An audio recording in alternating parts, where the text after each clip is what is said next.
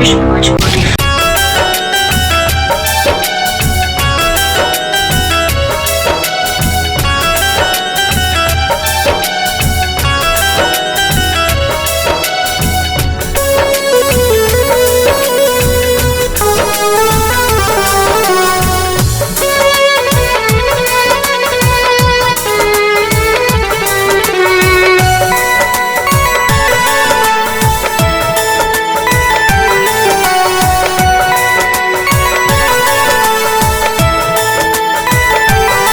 जब से देखले बानी तोहके दिल बेकरार हो गईल।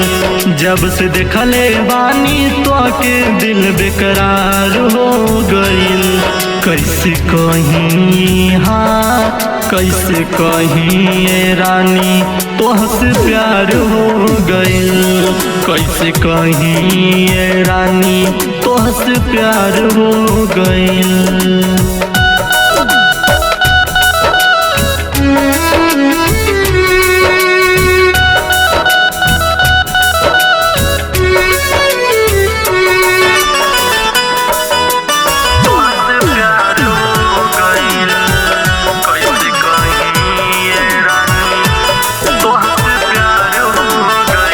सपना में आके रोजो नींदिया चोरावेलू।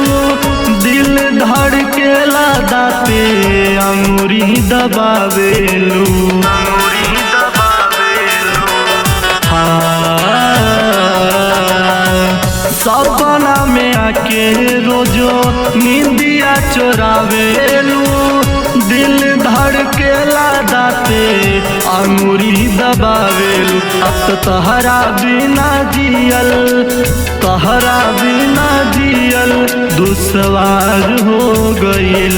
कैसे कहीं ये रानी तोहसे प्यार हो गईल।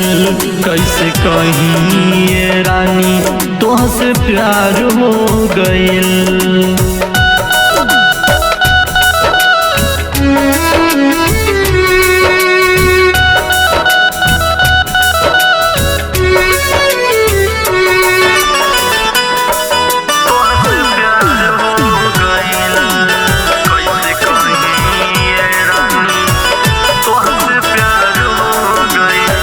तोहरा नाम कैनी अब पूरा जिंदगानिया।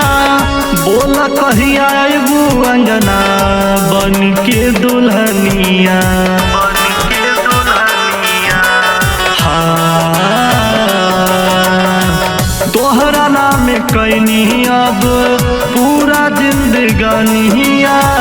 बोल कहिया बन के आइबू हमार सजनिया।